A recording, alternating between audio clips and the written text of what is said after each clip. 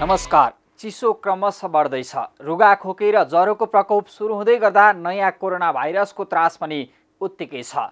यता देश र जनताको पक्षमा राजनीति गरेको दाबी गर्ने नेताहरू जनताको सवालमा सधैँ बेमतलबी। देशको जेठो परिपक्व दाबी गर्ने पार्टी नेपाली काङ्ग्रेसमा पद र अवसरका लागि मरिहत्ते गर्ने भोका नेता अहिलेको ठूलो शक्ति दाबी गरिए पनि आन्तरिक किचलोका कारण दुई टुक्रा भएको नेकपा भित्र पनि सत्ता, शक्ति र पदको उस्तै लुछाछुडी। पटक पटक सत्ताको स्वाद चाखेर देश र जनताको सवालमा कति पनि गम्भीर नदेखेका वयोवृद्ध नेताहरू अहिले पनि भन्दैछन् देशलाई निकास दिने, विकास दिने हामी नै हौं। जनतालाई त बारम्बार ढाँटे ढाँटे आफूसँग कति पनि लाज नलाग्ने लोभी पापी प्रवृत्ति कहिल्यै नहट्ने रहेछ। चुनाव आउँदा जनताको घर दैलोमा पुगेर लौ न सेवाको अवसर दिनुहोस् भन्नेहरू अहिले एकअर्का विरुद्धको आरोप प्रत्यारोपमा खनिएका छन्। न काङ्ग्रेस ठिक भयो न जनता समाजवादी। नेपाल कम्युनिस्ट पार्टी नेकपाका नेताहरूको त के कुरा गर्नु, एकअर्का विरुद्ध चर्को गालीगलौज गरेर आफै नाङ्गिँदैछन्।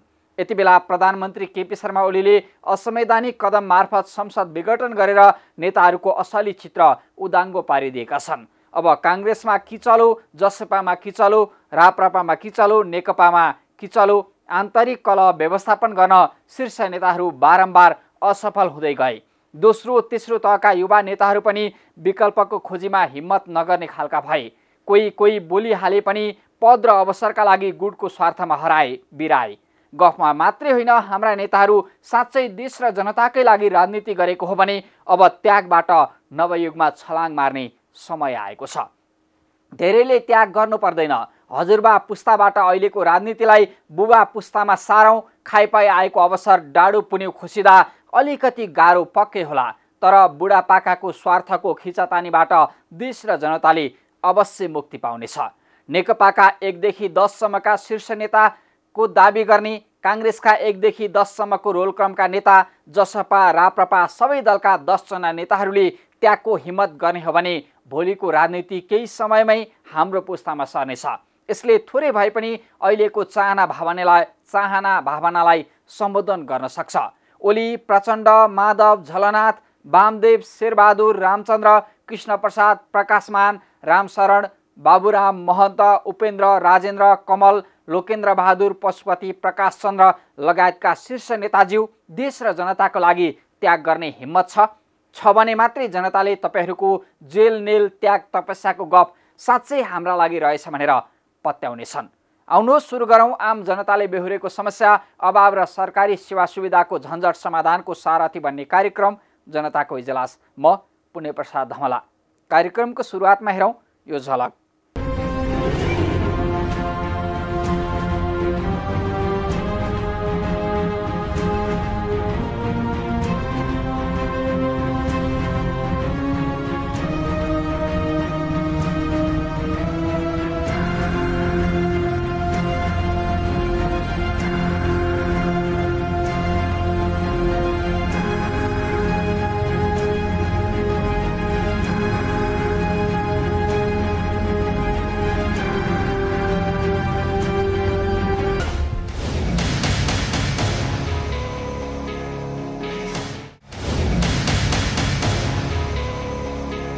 स्वागत छ कार्यक्रम जनताको इजलासमा। आज हामी काठमाडौँ उपत्यका सहित देशभर भइरहेको अघोषित लोड सेटिङ बारेमा तयार पारिएको रिपोर्ट, नेपाल रेडक्रस सोसाइटीमा निर्वाचन गराउन गठित तदर्थ समिति नै निर्वाचन नगराउने खेलमा लागेको बारेको फलोअप सामग्री र नवीकरण गर्नका लागि रेडक्रसले कुन प्रक्रिया पुर्यायो त जिल्ला प्रशासन कार्यालय काठमाडौँका प्रमुख जिल्ला अधिकारीसँग मागिएको जवाब र संसद विघटन र नेकपा विभाजनसँगै सुरु भएको आरोप प्रत्यारोपको राजनीति बारेको सामग्री सहित उपस्थित भएका छौं। तपाईसँग पनि कुनै समस्या र गुनासो छन् भने हामीलाई पठाउन सक्नुहुनेछ। तपाईहरूले पठाएका समस्या र गुनासोलाई हामी कार्यक्रममा उच्च प्राथमिकता दिनेछौं। अब आजको पहिलो विषय, देश लोड सेटिङ मुक्त भएपछि सारा नेपालीले तात्कालीन विद्युत प्राधिकरणका प्रमुख कार्यकारी निर्देशक कुलमान घिसिङको प्रशंसा गरे। उनको पदावधि सकिने लाग्दा सडकमै पुनर्नियुक्तिको नारा लाग्यो, तर सरकारले उनलाई पुनः नियुक्ति गरेन। धेरैको अनुमान थियो अब फेरि कतै लोड सेटिङ त हुने होइन। त्यसैलाई बल पुर्याउने गरी यति बेला काठमाडौँ उपत्यका लगायत देशभर अघोषित लोड सेटिङ सुरु भएको देखिन्छ। काठमाडौँ उपत्यकाका धेरै ठाउँमा बिना सूचना बत्ती जाने क्रम बढेको छ। आखिर किन त? हेरौँ यो रिपोर्ट।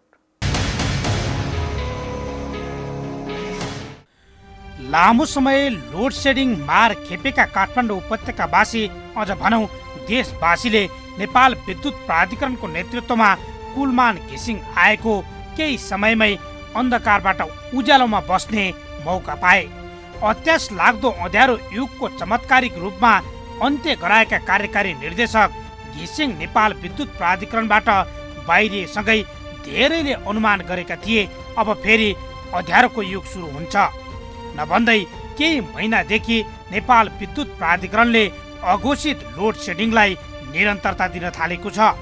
विगत जस्तो यति घण्टा बत्ती आउँछ जान्छ भन्दै तालिका नआए पनि मनलाग्दो रूपमा काटिने विद्युतले आम नागरिकमा हिजोकै जस्तो घन्टौँ अँध्यारोमा बस्नुपर्ने त होइन भन्ने आशंका बढाएको छ।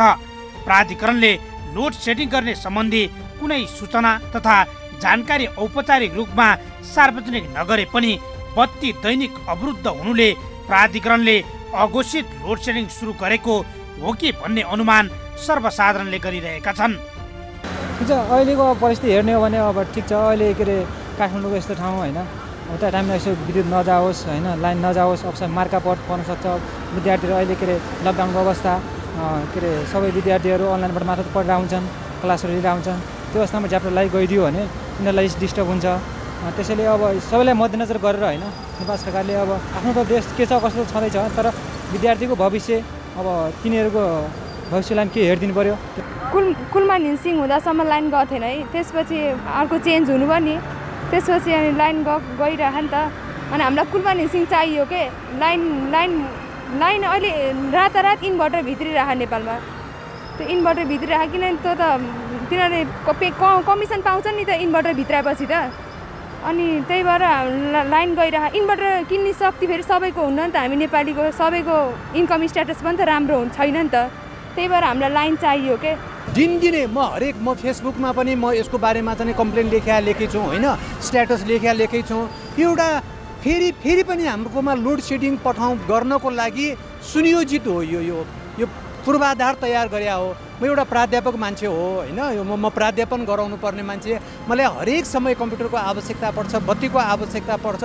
अब त्यस्तो बेलामा हिजो मात्र पनि मेरो घर बानेश्वर हो, हिजो पनि बेलुका आउँदाखेरि 3 पटक त लगालग बत्ती गएको दिनै जसो बत्ती गइरहेछ।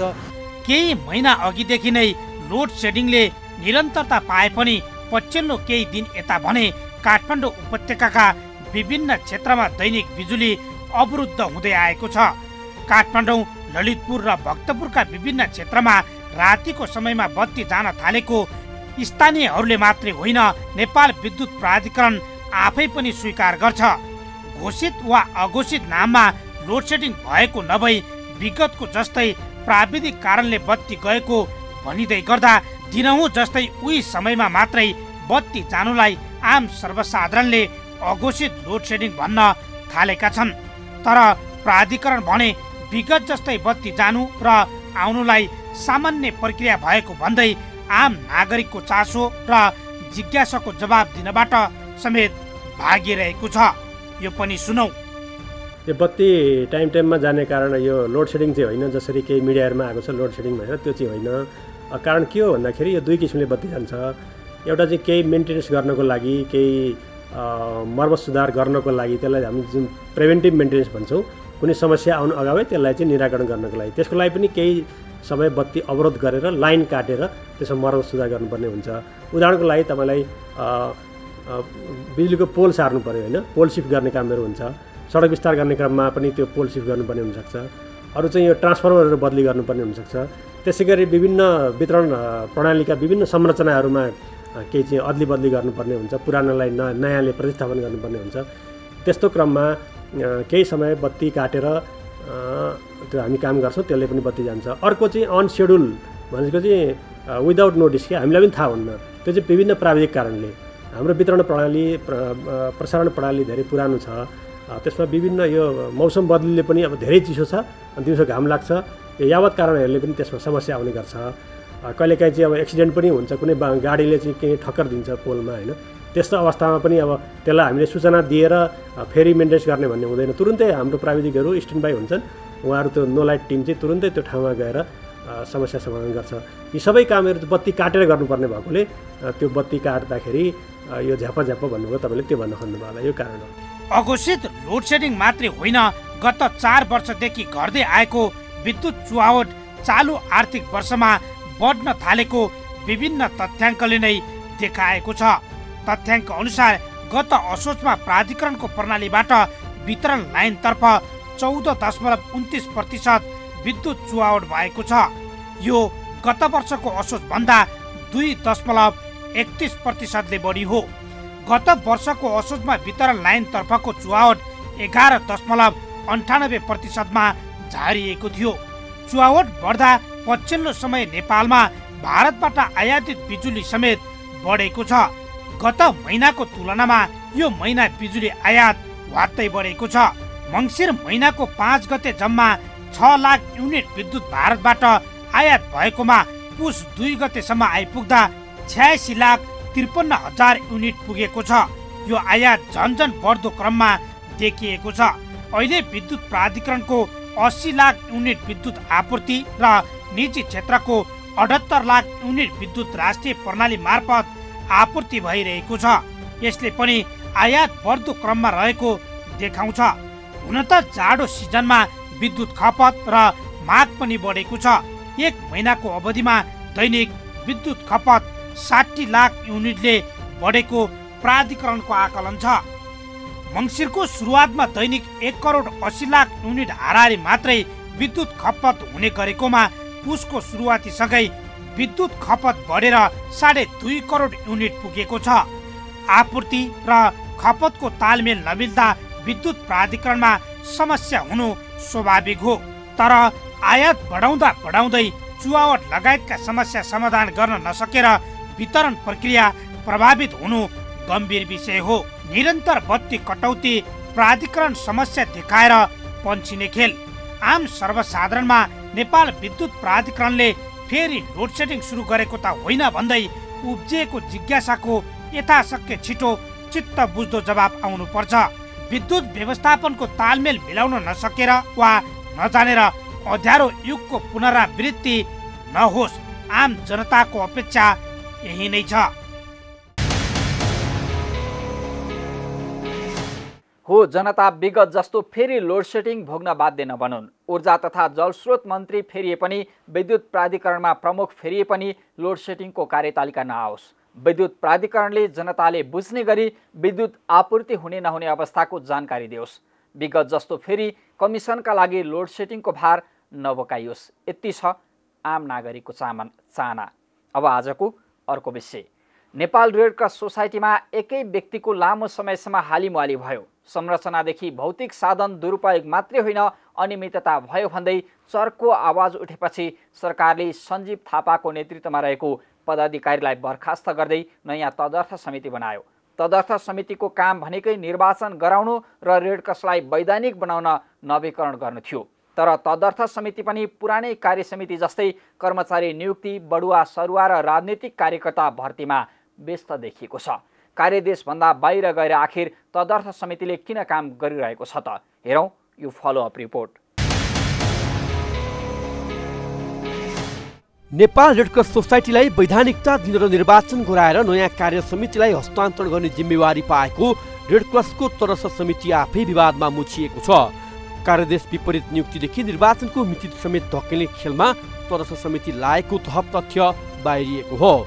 गत शुक्रबारको कार्यक्रममा नेपाल रेड क्रस सोसाइटीको तदर्थ समितिले गर्न पाउने काम र कार्यदेखि विपरीत भइरहेका कामबारे रिपोर्ट प्रस्तुत गरेका थियौँ। तर हाम्रो खबरदारी जारी रहँदै तदर्थ समितिले अन्य काम पनि धमाधम गरिरहेको तथ्य बाहिर आएको हो। गोदावरी बैठकमा मन्त्री परिषदले गर्ने नियुक्तिलाई लत्याउँदै तदर्थ समितिले एजेन्डामा नै नराखी एकलौटी रूपमा 2077 पौष 9 गतेको केन्द्रीय कार्य समितिले उपमहामन्त्री पदमा दिपेन्द्र राज ढकाललाई नियुक्ति गरेको थियो। तर नियुक्ति पाएको एक साता पनि नबित्दै अध्यक्ष नेत्रप्रसाद तिमसिनाले उनै उपमहामन्त्री ढकाललाई कार्यवाहक महामन्त्रीको जिम्मेवारी सुम्पेका छन्। तदर्थ समितिका महामन्त्री पिताम्बर अर्याल काठमाडौँ बाहिर रहेको मौका छोप्दै अध्यक्ष तिमसिनाले कानुन विपरीत कार्यवाहक महामन्त्री बनाएका हुन्। कार्यवाहक महामन्त्री ढकाललाई दिँदा महामन्त्री अर्याललाई समेत कुनै जानकारी नदिएको बताइएको छ। रेडक्रसमा आफू अनुकूलको काम गर्न अध्यक्ष तिमसिनाले ढकाललाई उपमहामन्त्रीसँगै कार्यवाहक महामन्त्री बनाएको चर्चा रेडक्रसभित्रै चल्न थालेको छ। हतार किन कार्यवाहक महामन्त्री बनाउनु पर्यो, त्यो पनि तपाईले नदिई अध्यक्ष तिमसिनाले दिन मिल्छ? यही प्रश्न तदर्थ समितिका महामन्त्री पिताम्बर अर्याललाई हामीले सोधेका छौँ। सुनौ अर्यालको यो जवाब। होइन, यस्तो थियो, त्यो चाहिँ अब उहाँले पद बहाली गर्नुभएको थिएन, त्यो भएर कार्यवाहक दिएको थिएन। तर म बाहिर आइसकेपछि अब अध्यक्षले नै अहिले तत्काल चाहिँ यो दैनिक कामहरू सञ्चालन गर्नको लागि चाहिँ उसलाई उप महामन्त्रीलाई चाहिँ जिम्मेवारी दिने भन्ने खालको कुरा गर्नुभएको। त्यो भएर त्यसलाई चाहिँ मैले पनि ठिकै छ भन्ने, किनभने कहिलेकाहीँ पदबहाली नगर्दै दिने कुरा हुन्थेन। तर पदबहाली गरिसके हुनाले अब त्यसलाई चाहिँ कार्यवाहक दिएको भन्नुपर्छ। अब यस्तो छ, यो पदबहाली नभएको कारणले मैले चाहिँ उहाँलाई दिएको थिइनँ। अब हुन त यो हामीसँग इलेक्ट्रोनिक सिग्नेचर पनि थियो, त्यसरी पनि गर्न चाहिँ सकिन्थ्यो। तर चाहिँ यो मैले नै पनि दिन सक्थेँ, पद बहाली भयो ऊ गरौँ, अरेन्जमेन्ट गरौँ भन्न सकिन्थ्यो। तर अब उहाँले गर्नुभयो। तर अब ह्युमेनिटेरियन अर्गनाइजेसन भएको हुनाले अब यसलाई चाहिँ कामै रोक्नुपर्छ, रोकिनुपर्छ भन्ने खालको कुराहरू भएन। तर यो अध्यक्षले भन्नुभन्दा पनि महामन्त्रीले पनि भन्न सकिन्थ्यो। क्वेसन के भने ट्रेन चाहिँ राम्रो देखिन्छ। महामन्त्री अर्यालको कुराबाट प्रष्ट हुन्छ उनले कसैलाई पनि कार्यवाहक महामन्त्री दिएका छैनन्। तर कार्यवाहक नदिएको उपमहामन्त्रीले कार्यवाहक महामन्त्रीको नाममा हस्ताक्षर गरेर 13 गते नै देशभरका उपशाखाहरूको निर्वाचन रोक्ने आदेश दिइसकेका छन्।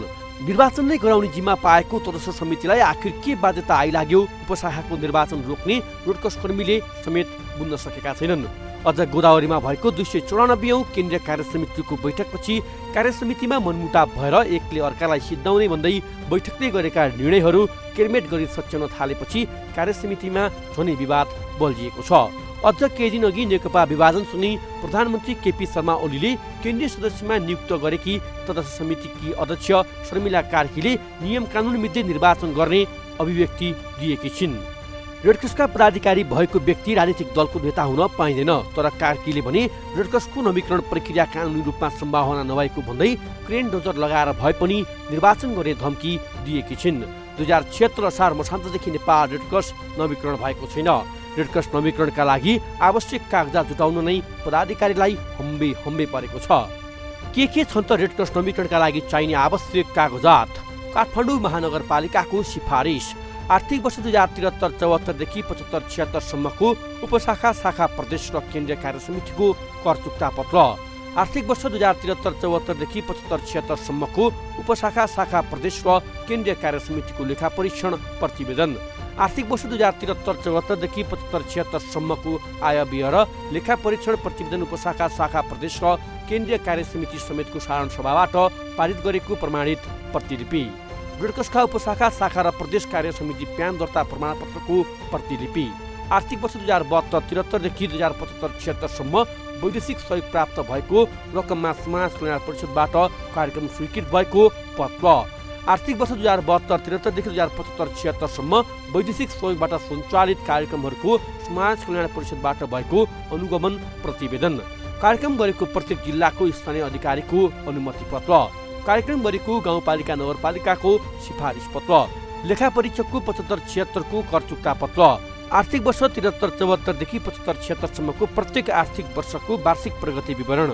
जिल्ला प्रशासन कार्यालय काठमाडौँले माग गरेको 11 बुँदे काम कार्यहरू तत्काल रेडक्रसले पेश गर्न सम्भावना छैन। तर पनि नियमनकारी निकायहरू जिल्ला प्रशासन कार्यालय, समाज कल्याण परिषद, आन्तरिक राजस्व कार्यालय र काठमाडौँ महानगरपालिका वडा नम्बर 13 मुखदर्शक बनेका छन्। कानुन विपरीत सञ्चालित संस्थालाई नवीकरण सिफारिस, कर चुक्ता प्रमाणपत्र एकैपटक 3 वर्ष नवीकरण गर्ने काम स्वयं जिल्ला प्रशासन कार्यालय काठमाडौँले दिएको छ। वैदेशिक सहयोगको स्वीकृति बिना गतिविधिहरू सञ्चालन गर्न स्थानीय निकाय समाज कल्याण परिषदले रोकेकै छैन। बरु अख्तियार दुरुपयोग अनुसन्धान आयोग र जिल्ला प्रशासन कार्यालय धादिङले अनियमितताको आरोप लागेर छानबिन गरिरहेका सीताराम कुरालाई तदर्थ समितिको कोषाध्यक्ष बनाएर प्रोत्साहन गरिएको छ। तत्कालीन सञ्जीव थापा नेतृत्वले अनियमितता गरेको समयमै निर्वाचन नगरेको र नवीकरणमा ध्यान नदिएको भन्दै सरकारबाट बर्खास्त गरे पनि तटस्थ समिति पनि सोही बाटो पछ्याइरहेको आरोप लाग्न थालेको छ। रेडक्रसलाई वैधानिक र निर्वाचन गराउन बनाइएको तटस्थ समितिको खेल भने कमाउ धन्दातिर केन्द्रित भएको पछिल्ला गतिविधिले देखाइरहेको छ।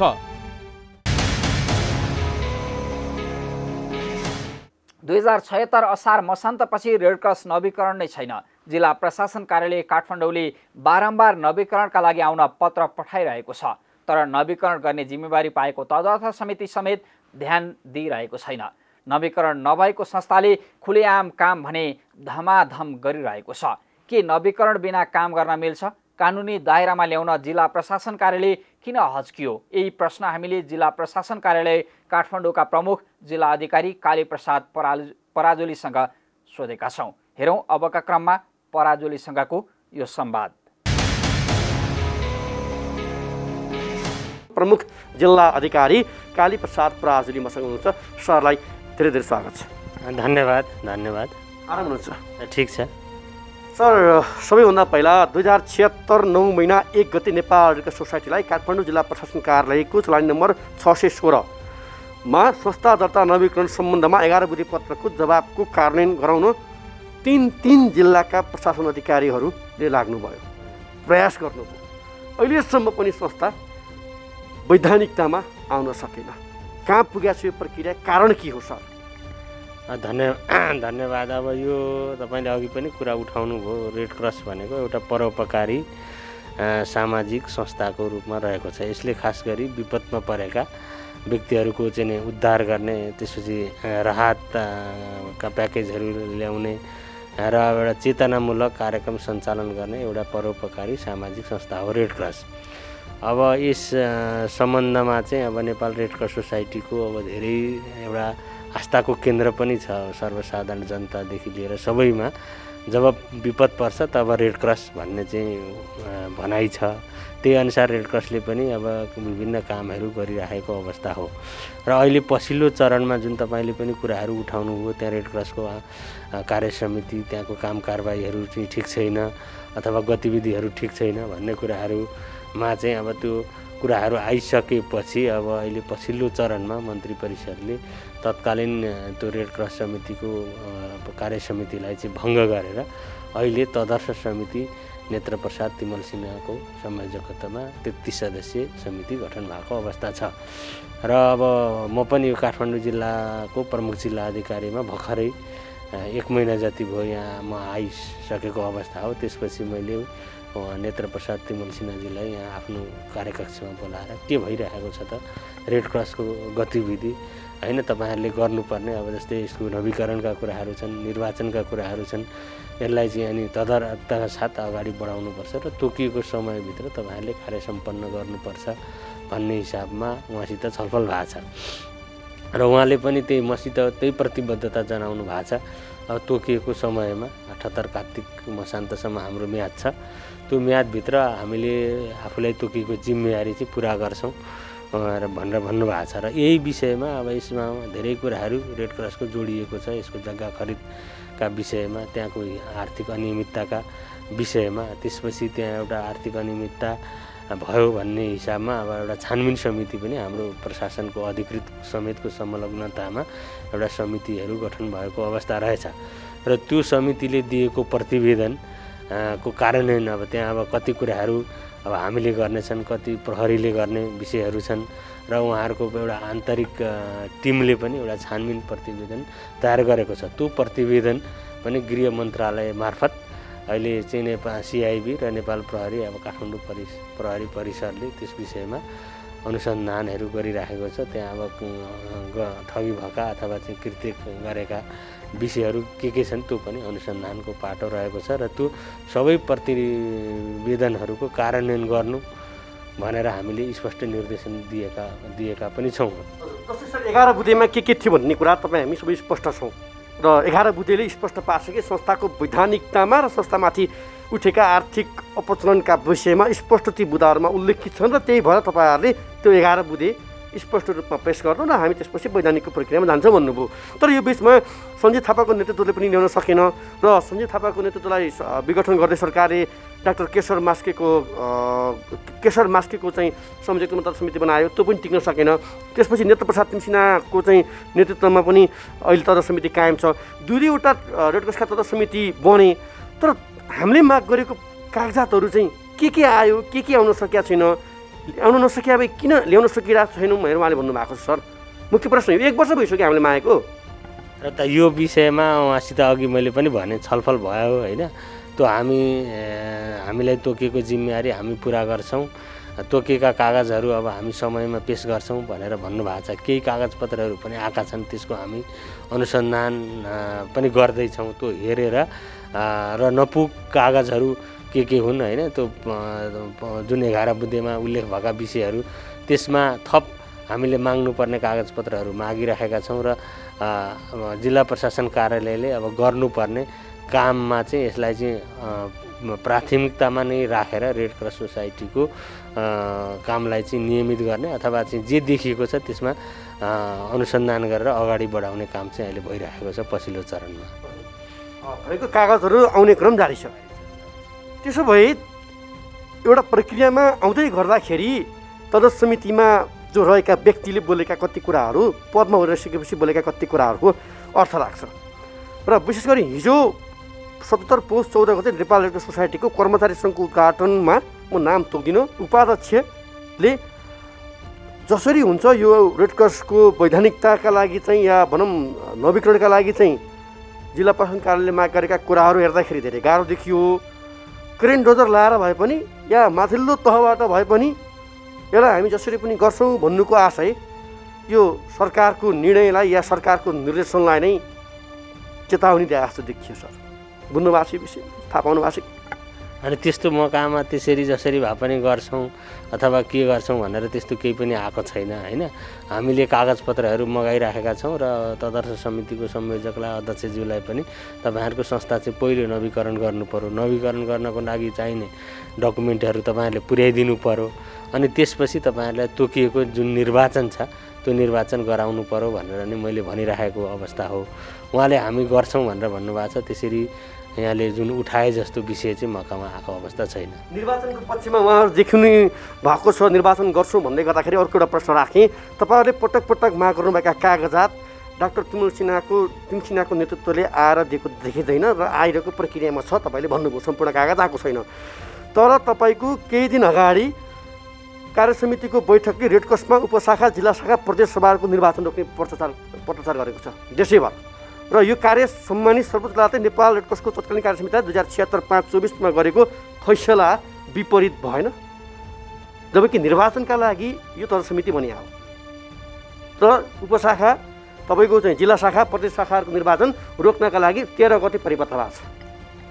र यस विषयमा अब जस्तै तपाईँले पनि अहिले जानकारी दिनुभयो, अब के भएको हो त्यहाँको अहिले तदर्थ समितिको संयोजकलाई निकट भविष्यमा भोलि पर्सि नै बोलाएर के भएको हो भनेर थप म यस विषयमा स्पष्ट हुन्छु, अनि त्यसपछि के गर्नुपर्छ त्यस विषयमा आवश्यक निर्देशन हुन्छ। जस्तै सर अब रेड क्रससँग समन्वय गरिरहँदाखेरि वैधानिकतामा लैजाँदै गर्दाखेरि अहिले तपाईँहरूले भन्नुभयो वैधानिकता बनाउनुपर्छ एउटा यो परोपकारी संस्थालाई भन्दै गर्दाखेरि निर्वाचनको एजेन्डा म्यान्डेट पाएको तदर्थ समितिले जुन निर्वाचनको प्रक्रियामा गएको कुरालाई निर्वाचन रोक्दाखेरि तपाईँहरूलाई जानकारी भएको छैन। यो विषयमा प्रमुख जिल्ला अधिकारी चाहिँ हामी यसो गर्दैछौँ, यो कारणले गर्दाखेरि चाहिँ जिल्लाको उपशाखाको प्रदेश सभाहरूको चाहिँ निर्वाचन रोक्नका लागि चाहिँ हामीले निर्णय गऱ्यौँ भन्ने त्यो जानकारी यहाँ परिपत्र या तपाईँलाई मौखिक रूपमा या लिखित रूपमा या आधिकारिक रूपमा केही जानकारी छैन? फर्मल्ली रूपमा मलाई उहाँहरूले जानकारी गराउनु भएको छैन।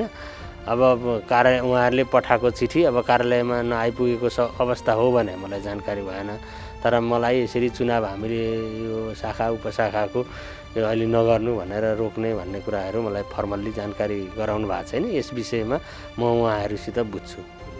अर्को एउटा प्रश्न राखेँ। नेपाल रेड क्रसको वर्तमान तदर्थ समितिलाई नेपाल रेड क्रसको विधान संशोधन, कर्मचारी तथा आर्थिक नियमावली साथै खरिद नियमावली संशोधन र कर्मचारी नियुक्ति सरुवा बढुवा गर्ने अधिकार छ या छैन? सर नेपाल रेड क्रस सोसाइटीले अब आफ्नो पहिले त उहाँहरूले अब चाहिँ अब प्राइम काम भनेको चाहिँ निर्वाचनै हो होइन। अब निर्वाचनमा अनि वैधानिकता र निर्वाचन हो त्यसमा जोड दिनु पर्यो र त्यो बनाएर निर्वाचन भइसकेपछि अथवा संस्था नवीकरण भइसकेपछि आफ्नो एउटा संस्थाले आफ्नो विधान प्रक्रिया खरिद नियमावलीहरू बनाउने त्यो अधिकार त हरेक संस्थालाई नै हुन्छ र त्यो विधान नियम चाहिँ अब हाम्रो मूल कानुन हैन सार्वजनिक खरिद ऐन त्यसपछि नेपाल सरकारले बनाएका कानुनहरूको प्रतिकूल नहुने गरी त्यो बनाउने अधिकार हुन्छ त्यो बनाउनु पर्ने हुन्छ तर प्राइम काम निर्वाचन हो त्यसमा जोड दिनुपर्ने हुन्छ कुरा यही रह्यो एजेन्डा एउटा थियो एजेन्डाभन्दा विपरीत काम गरियो यसको नियमन अनुगमन कसले गर्ने क्या सर जस्तै नियुक्तिको कुराहरू छ कर्मचारी मनलाग्दी चाहिँ बढुवाको कुराहरू छ आफै खुसी पदहरू सृजना गरेर अब यो रेड क्रसको इतिहासमा सल्लाहकार भनेर नियुक्ति गरिएको थिएन सल्लाहकार भनेर राखिएको कुराहरू यति बेला चर्चा परिचर्चामा आएको छ झन् एउटा तदर्थ समितिले आएर सरकारले आकस्मिक रूपमा ल एउटा चाहिँ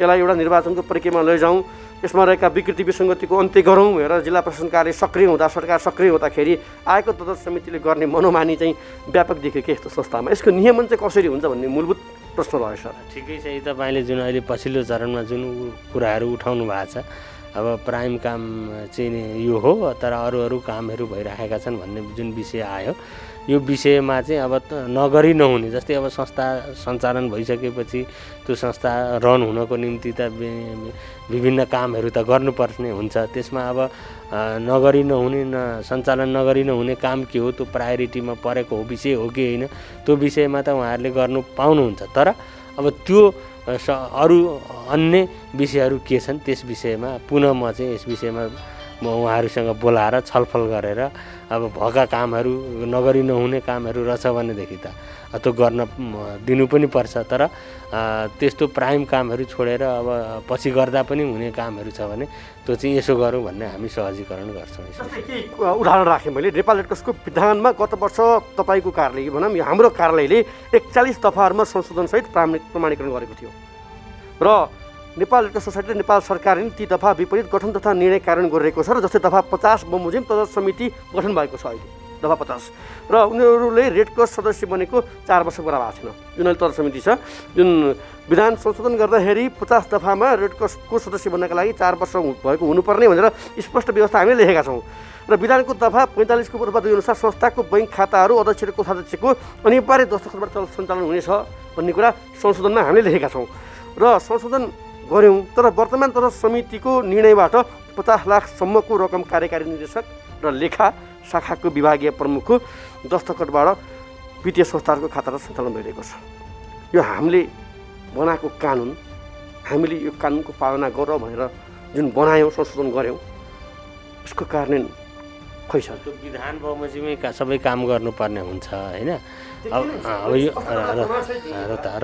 र विधान बमोजिम चाहिँ कामहरू भएको छैन भने त्यस विषयमा हामी पुनः अनुगमन गर्छौँ नियमन गर्छौँ के भएको तपाईँहरूको रिपोर्ट पेश गर्नुहोस् भनेर भन्छौँ त्यो उनीहरूलाई चाहिँ विधान बमोजिमै सञ्चालन हुनको निम्ति ट्र्याकमा ल्याउनको निम्ति अब हामीले आफूले गर्नुपर्ने कर्तव्य पालना गर्छौँ अब जस्तै तत्कालीन समयमा जिल्ला प्रशासन कार्यालयका जो प्रतिनिधि मार्फत पनि एउटा अनुगमन कमिटी बन्यो मैले जोड्न चाहेँ जुन तदर्थ समितिको छानबिनको नाममा सुजन फागो लिम्बूको टिम गठन भएको थियो र एउटा आरोप यसलाई अन्यथा नमान्नु होला यो आएको कुरालाई मैले प्रश्न पार्न खोजेको हो कि दैनिक भ्रमण भत्ता भनेर 8 लाख रुपियाँ रेड क्रससँग लिएको भनेर केही सञ्चार माध्यममा यो अब कपोकल्पित पनि हुन सक्लान् भ्रमपूर्ण पनि हुन सक्लान् या गरेको पनि हुन सक्ला भन्ने चर्चा रेड क्रस कर्मी बिचमा हुने गर्छ र विभिन्न सञ्चार माध्यममा आएको छ भ्रमण भत्ता भनेर त्यसरी लिन त अब मलाई लाग्दैन यहाँ अब जिल्ला प्रशासन कार्यालयले आफ्नो काम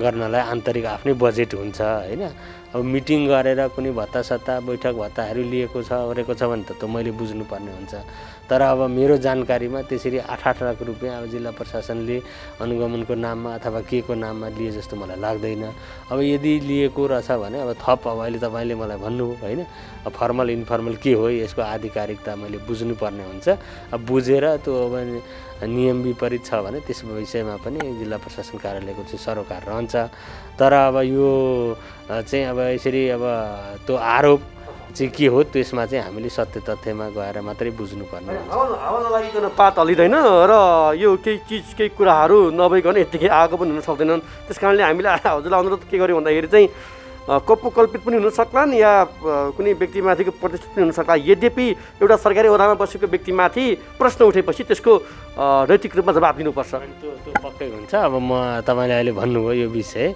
अब यो भोलि नै के रहेछ, यो विषय हो होइन, तथ्यमा आधारित छ कि त्यत्तिकै कपोलकल्पित हो कि के हो, यो विषयमा मैले थप बुझेर स्पष्ट पार्नुपर्ने हुन्छ। हजुर, जस्तै नेपाल सरकारको मन्त्री परिषदको 2077 साउन 12 गते गठन गरेको नेपाल रेड क्रस वर्तमान तर्स समितिको चुनावी कार्य समिति हो कि या अन्य निर्वाचित कार्य समितिले मतदान उम्मेदवारी हुन पाउँछन् कि उनीहरूको यस सन्दर्भमा हैसियत के हुन्छ? यो कानुनी कुरा सम्भवतः तपाईँले मात्रै बताउन सक्नु होला।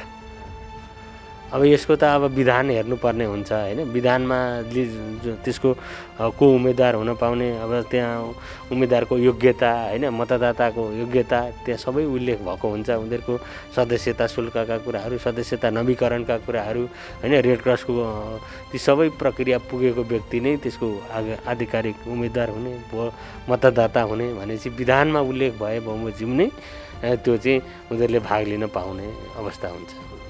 विधानमा जे छ त्यसलाई हेरेर त्यो अनुकूल हुन्छ। त्यही नै हो। एउटा प्रश्न राखेँ प्रमुख जिल्लाधिकारीज्यू, तपाईँ एउटा जिल्लाको अहिले नेतृत्व गरिरहनु भएको छ, जिल्लामा शान्ति सुरक्षा अमन चयन कायम गरिरहनु भएको छ, विभिन्न क्षेत्रलाई नियमन गरिरहनु भएको छ। रेड क्रस संस्था सम्भवतः तपाईँ पनि विद्यालय पढ्दा या बाल्यकालदेखि नै यो संस्थाप्रतिको सद्भाव लगाव र महामारी विपत्ति पर्दाखेरि यो संस्थाको क्रियाशीलता सबै नेपालीको मन मस्तिष्कमा छ र विश्व समुदायमा नै रेड क्रस बनिसकेपछि एउटा यसप्रति हेर्ने दृष्टिकोण, यो संस्थाप्रतिको माया स्नेह फरक छ।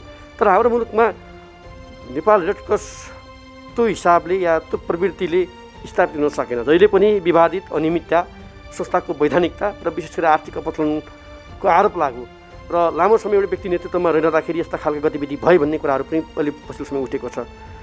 यसरी यो संस्था यसरी यो चाहिँ लेभलको चाहिँ आरोपहरू खेप्नु, संस्था चाहिँ बदनामित अवस्थामा पुग्नुलाई एउटा तपाईँ नागरिक भएर पनि एउटा यो प्रमुख जिल्ला अधिकारीको हैसियतले मात्र नभइकन एउटा नागरिक भएर हेर्दाखेरि पनि एउटा पवित्र संस्थालाई यस्तो अवस्थामा देख्दाखेरि कस्तो लाग्छ? होइन, अब यो तपाईँले जुन उठाउनु भएको छ, अब रेड क्रस भनेको अघि सुरुमा पनि मैले भने एउटा सामाजिक संस्था हो, परोपकारी संस्था हो र विपदको बेलामा काम लाग्ने संस्थाको रूपमा हामीले चिन्थ्यौँ र म विभिन्न अन्य जिल्लामा प्रमुख जिल्ला अधिकारी हुँदा पनि अब रेड क्रसले चाहिँ यस्तो काम गर्छ जस्तो मलाई लाग्दैन थियो होइन। अब अहिले यहाँ काठमाडौँमा आइसकेपछि अब केन्द्रको हकमा विभिन्न समस्याहरू छन् भन्ने मैले सुने होइन। तपाईँहरूले पनि भन्नुभयो, अब त्यो अध्ययन पनि भइरहेको छ, कार्यसमिति पुरानो भङ्ग पनि भएको, नयाँ कुराहरू चाहिँ त्यो गर्नुपर्ने अवस्था छ। त्यो कारणले गर्दा अब यो यस्तो संस्था अब जुन उद्देश्यले स्थापना भएको छ त्यही ट्र्याकमा बस्नुपर्छ, यसमा सबैले सहयोग गर्नुपर्छ। संस्थामा जो पवित्र उद्देश्य छ, एउटा भावना छ, त्यो भावना अनुसार नै काम गर्नुपर्ने हुन्छ र त्यो गलत प्रवृत्ति होइन, एउटा चाहिँ सामाजिक संस्थाको हित विपरीत काम गर्ने काम चाहिँ कसैले पनि गर्नु हुँदैन भन्ने नै मलाई लाग्छ। र अब यसमा अब रेड क्रसका पदाधिकारीहरू जो हुनुहुन्छ अनि नियमन गर्ने हामी जिल्ला प्रशासन यसलाई चाहिँ सुरुमै एउटा ट्र्याकमा ल्याएर त्यसका विसङ्गतिहरूलाई चाहिँ हामी सबैले रोक्नुपर्ने नै हुन्छ। अन्तमा राखेँ, विपद तथा खोज, उद्धार, राहत, तपाईँको चाहिँ रक्त सञ्चार, एम्बुलेन्स सेवा, आकस्मिक प्राथमिक तथा स्वास्थ्य उपचार सेवा, खानेपानी, स्वास्थ्य कार्यक्रम, विविध योजनाहरू, विविध कार्यक्रमहरू यो संस्थाले अग्रपन्थीमा आएर गरेको छ।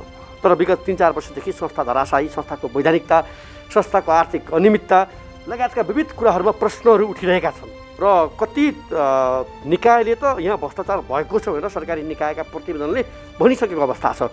यस्तो अवस्थामा जिल्लामा प्रमुख जिल्लाहरूको नेतृत्व आउने जाने क्रम जारी छ र अहिले तपाईँ आउनुभएको छ काठमाडौँमा, जुन रेड क्रस यहाँ रहेको छ र तपाईँको यो कार्यकालमा यसमा देखिएका समस्या, भएका अनियमितता र निर्वाचनपछि नयाँ कार्य समितिलाई हस्तान्तरण या भनौँ यसमा रहेका विविध समस्याहरूको समाधान तपाईँको कार्यकालमा हुन्छ? होइन, मैले अब सुरुको एक चरणको चाहिँ अब वार्ताहरू छलफलहरू भइसकेको छ उहाँसित जुन अहिले तदर्थ समितिको संयोजक हुनुहुन्छ। अब मैले यसलाई चाहिँ प्रायोरिटीमै राखेर, प्राथमिकतामा राखेर रेड क्रसलाई के गर्न सकिन्छ, कसरी सुधार गर्न सकिन्छ भन्ने विषयमा मेरो व्यक्तिगत पहल र एउटा संस्थाको तर्फबाट पहल र अन्य सहजीकरण गर्नुपर्ने विषयहरूमा मबाट हुनेछ र जुन एउटा पवित्र उद्देश्य लिएर स्थापना भएको संस्था हो त्यसलाई सही रूपमा ट्र्याकमा जानु दिनुपर्छ र सञ्चालन गर्नुपर्छ भन्ने मान्यता नै हो। त्यो हिसाबले मैले आफ्नो काम गर्नेछु। तर विगतको केही कुराहरूलाई कोट्याउनु भने जो यो पदमा यहाँ आएर बस्नुभएको छ, जसले गर्न खोज्नु भएको छ, रेड क्रसको केस पल्टाए कि फाइल पल्टाए कि राजनीतिक दबाब ठेक्नु पर्ने यो हामीले देखेका छौँ। अब त्यो तपाईँमाथि पनि नहोला भन्न सकिन्न, त्यो सामना गर्न सक्नुहुन्छ? त्यस्तो अवस्था मलाई आउँछ जस्तो लाग्दैन, किनभने हामीले राइट ट्र्याकमा हिँडाउने हो, भएका कमी कमजोरीलाई सुधार गर्ने हो। अब त्यहाँ गल्तीहरू छन् भने त्यसलाई चाहिँ सच्याएर जाने हो र यो सामाजिक संस्था पनि हो नि त, परोपकारी सामाजिक संस्था हो, विपदको बेलामा काम लाग्ने संस्था हो। त्यो भएको हुनाले यसमा सबैको साझा दृष्टिकोण एउटै बन्छ, यो संस्थालाई चाहिँ सही ट्र्याकमा हिँडाउनुपर्छ भन्ने नै हो। त्यो हिसाबले हामीले टिममै बसेर काम गर्ने हो, त्यस्तो अन्यथा होला जस्तो मलाई लाग्दैन। हस् सर, यो समय महत्त्वपूर्ण समय र जानकारीका लागि तपाईँलाई धेरै धेरै धन्यवाद। ल धन्यवाद। यहाँ अब प्राइम टेलिभिजनबाट अब जुन रेड क्रसको बारेमा अब मलाई पनि अब धेरै कुराहरू तपाईँहरूले अपडेट गराउनु भयो। अब यस विषयमा मैले पनि थप बुझेर यो संस्थालाई कसरी अगाडि बढाउन सकिन्छ राइट ट्र्याकमा भन्ने विषयमा म आफ्नो काम गर्नेछु र तपाईँहरूलाई पनि धन्यवाद दिन चाहन्छु। धन्यवाद, नमस्कार। हो, विधि विधान र कानुनमा टेकेर आफूलाई दिइएको कार्यभार तदर्थ समितिले पूरा गर्न सक्नुपर्छ। 3 महिनाको म्याद गुजारेको तदर्थ समितिको 1 वर्ष म्याद थप त भएको छ, तर निर्वाचन गराउन नै ध्यान दिइएको छैन। बदनाम बनेको रेड क्रसको छवि सुधार्न तदर्थ समिति गम्भीर बनोस्, रेड क्रस कर्मीको भावनामा चोट नपुगोस्। हामी निरन्तर यसबारे फलोअप गरिरहनेछौँ। अब एकैछिन विश्रामपछि नेकपा विभाजनसँगै सुरु भएको आरोप प्रत्यारोपको राजनीति बारेको सामग्रीसहित उपस्थित हुनेछौँ। हामीसँगै रहनुहोला।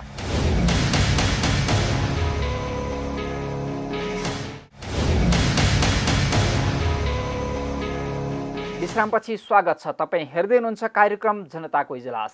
सत्तारूढ दल नेकपा यति बेला प्रचण्ड, नेपाल र ओली समूहमा विभाजित छ। 5 वर्ष सरकार चलाउन कम्युनिस्ट पार्टीलाई दिएको मतबाट बनेको प्रतिनिधि सभा प्रधानमन्त्री केपी शर्मा ओलीको सनकले विघटन भएको छ। 2 कितामा विभाजित नेकपाका नेताहरू यति बेला भने पुराना कुरा कोट्याएर आफैमाथि हिलो छ्यापिरहेका छन्।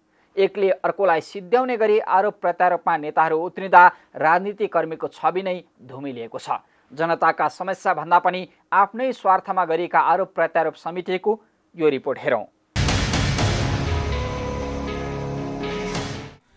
नेपाल कम्युनिस्ट पार्टी नेकपा भित्रका शीर्ष नेताहरू बीचको स्वार्थ मिलेको भए यति बेला देशको राजनीति शान्त हुन्थ्यो होला। सायदै जनताले अब देश कता जाला के होला भनेर सोच्नुपर्ने समय आउँथेन, तर भइदियो अर्कै। प्रधानमन्त्री केपी शर्मा ओलीले पार्टी र शीर्ष नेताहरूबाट घेराबन्दीमा पारिएको भन्दै संसद विघटन गरिदिए। राष्ट्रपतिले पदीय जिम्मेवारीका हिसाबले दलहरू बीच र कानुनविदसँग परामर्श गरेर निर्णय लिनुपर्नेमा हतार गर्दै प्रधानमन्त्रीको प्रस्ताव अनुमोदन गरिन्। यो हतारोले निर्वाचन मार्फत ताजा जनादेशमा जाने भन्दै गरिएको घोषणा केवल बहाना मात्रै हो भन्ने अट्कलबाजी राजनीति वृत्तमा गरिँदैछ। हुन त प्रधानमन्त्री ओलीले असंवैधानिक कदम चालेको भन्दै दिनहुँ प्रदर्शन भइरहेका छन्। अनि 2 टुक्रा भएको सत्तारूढ दल नेकपाले फुटको औपचारिक घोषणा नै नगरी समानान्तरण गतिविधिलाई तीव्रता दिएका छन्। पार्टीका आफू निकट केन्द्रीय समिति, स्थायी समिति, सचिवालय सदस्यको बैठक राखेर नेकपाका अध्यक्षद्वय तथा शीर्ष नेताहरू एक अर्का विरुद्ध आरोप प्रत्यारोपमा उत्रिएका छन्।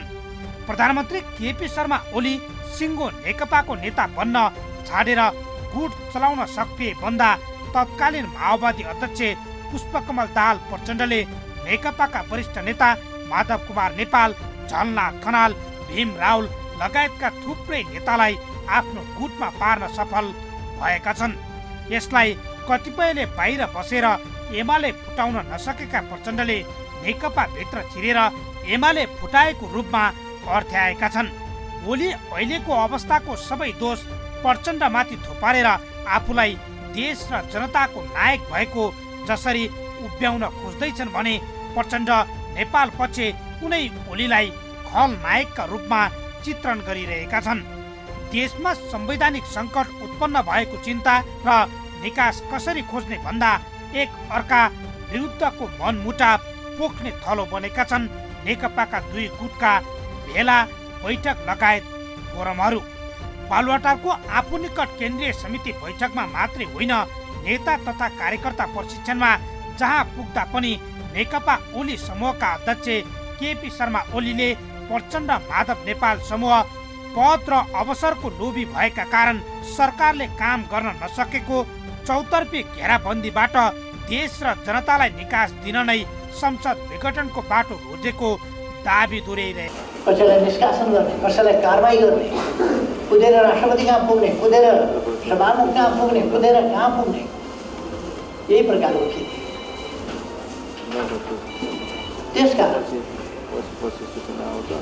हामीले निश्चित समयभित्र लगभग 11 महिनाभित्र हामीले अब महाधिवेशन गरिसक्ने विचार गरेका छौँ। हामीले चुनावमा पनि जानु छ यसपछि। अब हामी चुनावको तयारीमा जुट्छौँ, चुनावमा जान्छौँ। त्यसकारण विघटनमा जानु। अर्का अध्यक्ष पुष्पकमल दाहाल पनि के कम संसद विघटन मात्रै होइन, नेकपाको फुट र स्थायी सरकार विकास र समृद्धिको चाहना पूरा नहुनुमा ओली बाधक भएको आरोप लगाइरहेका छन्। प्रधानमन्त्री ओली नियोजित षड्यन्त्रको मतियार बनेको दाबी गर्ने प्रचण्ड पार्टी बैठक, सामूहिक निर्णय पद्धति सबै भत्काएर ओलीले एकलकाटे गतिविधि गरेको दृष्टान्त प्रस्तुत गरिरहेका छन्। यो पनि सुनौ।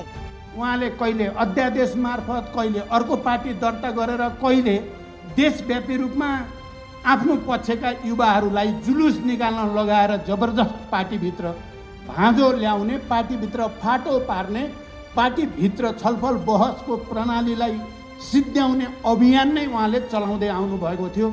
त्यसको उत्कर्ष अहिले भएको हो।